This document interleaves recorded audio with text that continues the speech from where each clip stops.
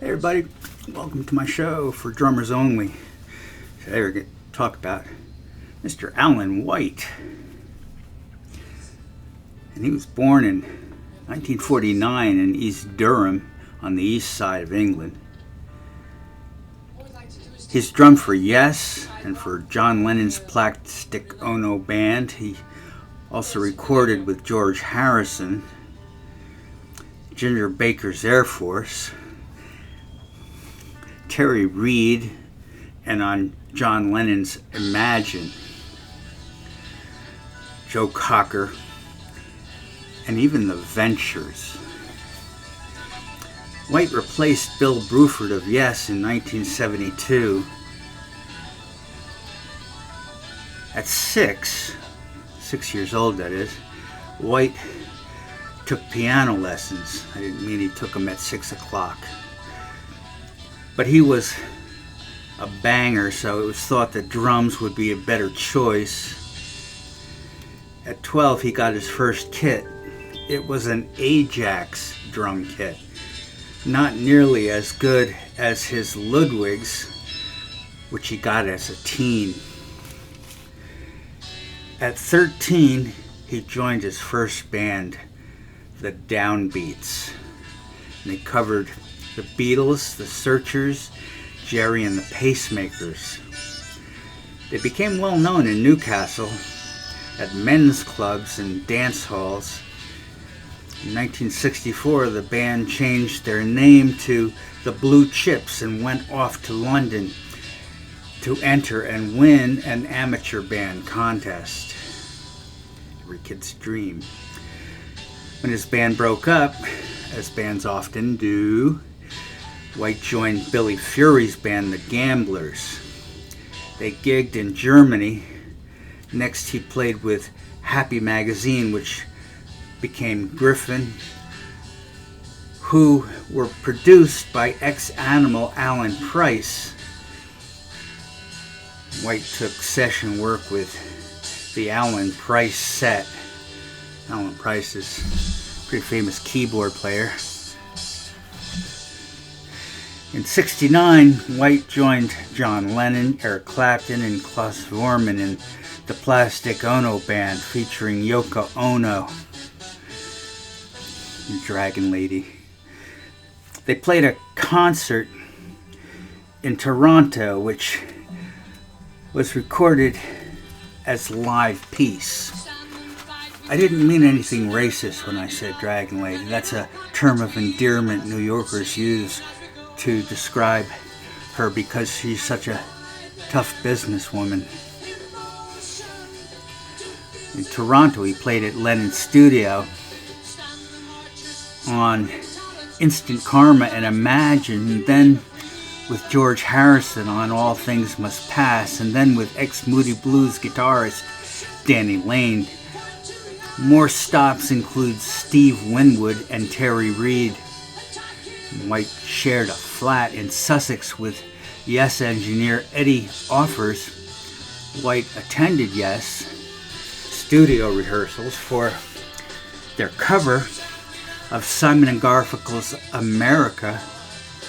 He was also present for Yes's recording of Siberian Khatru on their 5th album, Close to the Edge.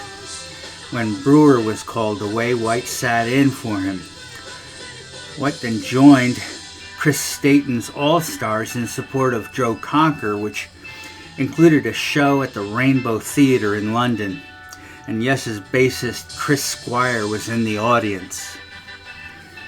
After completing Close to the Edge, Bruford left to join King Crimson. White was offered a job, and he agreed. He spent 3 days learning Yes's repertoire for their Close to the Edge tour in the U.S. White appeared on the live album Yes Songs and played on Tales of Topographic Oceans, and White also played out his only solo album, Ramshackled, in 1976. Here are the discs with White for Yes. 1. Yes Songs in 73. 2. Tales of Topographic Ocean. 3. Relayer. Happens to be my favorite Yes album. And I also like Tornado. I know a lot of people don't agree with me, but those are my 1 and 2. And all of the rest of their albums, except for a few, are very high on my list. It's because of the drums, right? 4, Going for the One. And 5, Tornado. I love like a little tomato on my burger. Drama in 80. 90125 in 83. Big Generator in 87. And Union in 91. Talk in 94. Keys to Ascension in 96. Key to Ascension 2 in 97. Open Your Eyes in 97. The Ladder in 99. And Magnification in 2001. And Fly From Here 2011. I hate it when they do that. In fact, I hate this ad. I wish they'd just, make a big Thanksgiving turkey out of that goddamn bird. Sorry. I was about to say Fly From Here 2011, and then Heaven and Earth in 2014.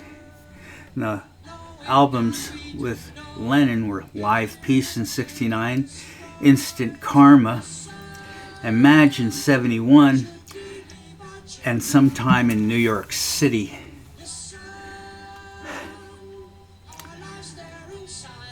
For the longest time I thought Relayer was Bruford, because the drumming on that album is just so incredible.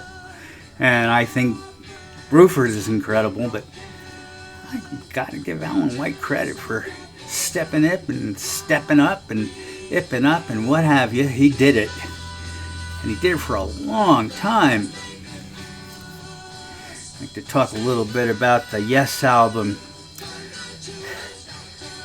Fly From Here. I saw that in concert, and this is when, Chris Squire was getting on in years. And they didn't have John Anderson singing. They had this other guy, Benoit, and he wasn't hitting all the right notes, and he wasn't getting all the words right, and every Yes fan in the audience knew that it wasn't happening. But I'll tell you what saved that show. Alan White held that thing together somehow. They were on a twin bill with Styx. I hate to say it, but Styx really wiped the floor with him that night. The Squire was getting on, and John Anderson wasn't there. It wasn't Yes. It just wasn't. So anyway, thank you all for being with me on For Drummers Only. Give you a hint about the next show. Everybody stand up and cheer for Mr. Ian Pace. Yeah. See you next time. Thanks for everything. Bye-bye.